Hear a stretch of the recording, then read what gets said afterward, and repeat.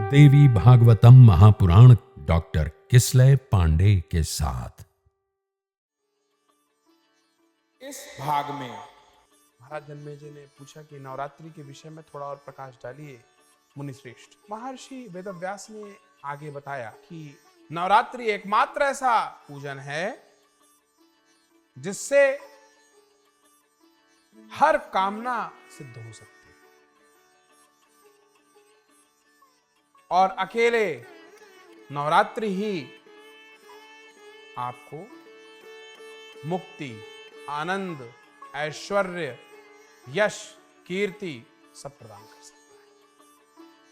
महर्षि वेदव्यास महाराज जन्मेजय को आगे बताते हैं कि जो नवरात्रि का पूजन करता है उसे हवन के लिए त्रिकोण कुंड बनाने चाहिए, उसे विविध प्रकार के सुंदर द्रव्यों से प्रतिदिन भगवती का प्रातः, सायं, मध्याह्न पूजन करना चाहिए। माँ के भजन गाने चाहिए, वादन करना चाहिए, नृत्य के द्वारा उत्सव मनाना चाहिए।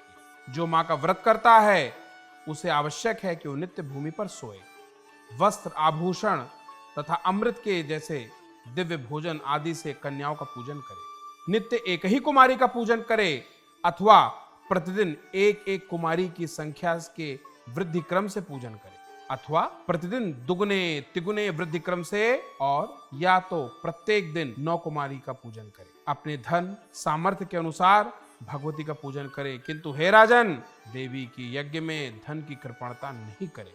इसका तात्पर्य है कि पूजन समर्पण से करें। कंजूसी या कृपणता से उचित है कि आप पूजन ना करें।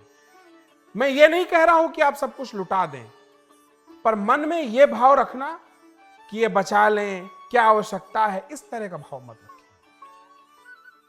कोई आपको नहीं कह रहा है ये पूजन करने के लिए, आप अपने स्वयं की वृद्धि के लिए पूजन कर रहे हैं। जब आप कहीं जाते हैं किसी प्रकार के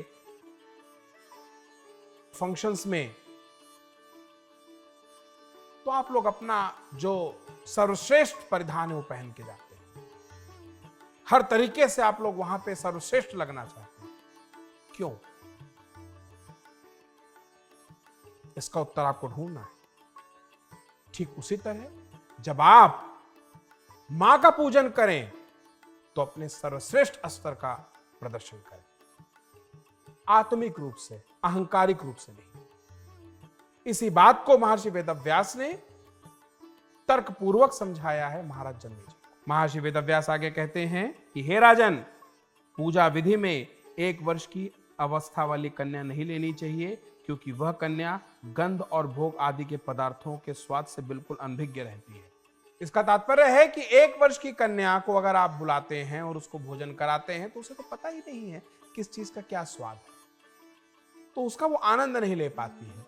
अगर वो आत्मिक आनंद नहीं लेगी तो उसका जो वैज्ञानिक प्रभाव है या उसका जो वैज्ञानिक असर है वो आपको नहीं मिलेगा। इसलिए आवश्यक है उस कन्या का वर्ण करें जो स्वाद ले पाए। महर्षि वेदव्यास आगे बताते हैं कि कुमारी कन्या वही कही गई है जो 2 वर्ष की हो चुकी हो, 3 वर्ष की कन्या त्रिमूर्ति, 4 वर्ष की कन्या कल्याणी, 5 वर्ष की रोहिणी, 6 वर्ष की कालिका, 7 वर्ष की चंडिका, 8 वर्ष की शांभवी, 9 वर्ष की दुर्गा और 10 वर्ष की कन्या सुभद्रा कहलाती है। इसके ऊपर की अवस्था वाली कन्या का पूजन नहीं करना चाहिए। अतः इन नामों से कुमारी का विधिवत सदा पूजन करना चाहिए। अब मैं इन 9 कन्याओं के पूजन से प्राप्त होने वाले फलों को कहूंगा। सो हे राजन, ध्यान पूर्वक सुनो। कुमारी नाम की कन्या पूजित होकर दुख तथा दरिद्रता का नाश करती है। वह शत्रुओं का क्षय और धन, आयु तथा बल की वृद्धि करती है। त्रिमूर्ति नाम की कन्या का पूजन करने से धर्म, अर्थ, काम की पूर्ति होती है, धन धान्य का आगम होता है, पुत्र पौत्र आदि की वृद्धि होती है। जो राजा विद्या, विजय, राज्य तथा सुख की कामना करता हो उसे सभी कामनाएं प्रदान करने वाली कल्याणी नाम की कन्या का नित्य पूजन करना चाहिए। शत्रुओं का नाश करने के लिए भक्ति पूर्वक कालिका कन्या का पूजन करना चाहिए।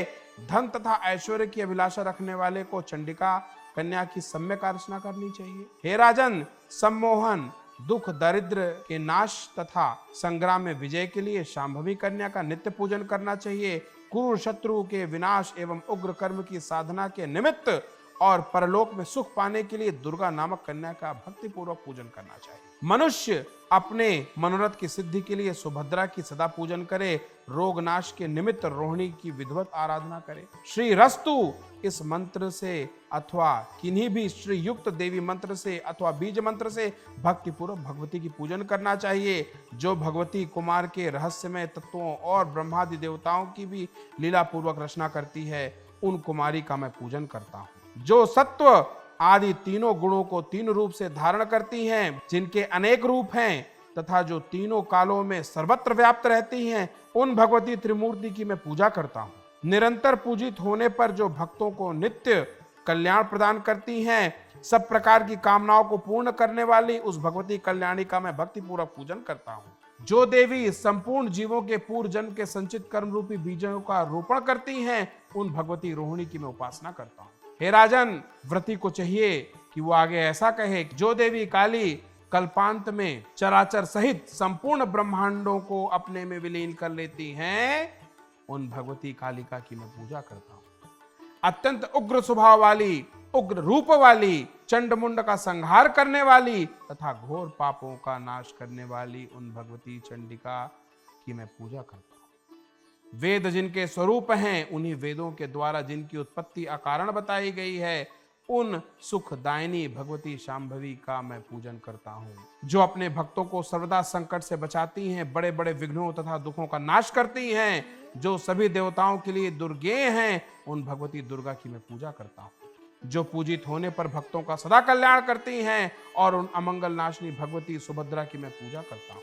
विद्वानों को चाहिए कि वस्त्र, भूषण, माला, गंध आदि श्रेष्ठ उपचारों से इन मंत्रों के द्वारा सर्वदा कन्याओं का पूजन करें।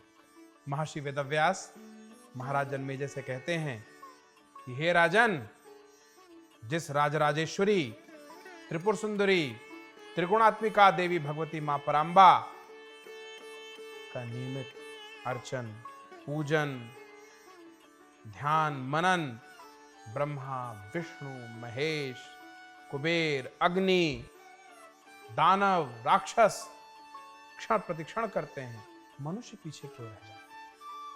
राजन, आप कल्पना करिए कि जब ऐसे शक्तिशाली लोग मां को भजते रहते हैं, तो मनुष्य को क्या करना चाहिए? मनुष्य का क्या धर्म है? मनुष्य को तो चाहिए कि वो हर श्वास के साथ सिर्फ और सिर्फ एक मत होके अद्वैत के साथ सिर्फ और सिर्फ मां का पूजन करे और उस देवी परांबा में जागृत हो। महर्षि वेदव्यास बताते हैं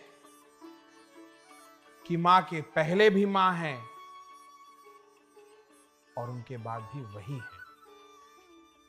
शुरुआत भी वही है, अंत भी वही है।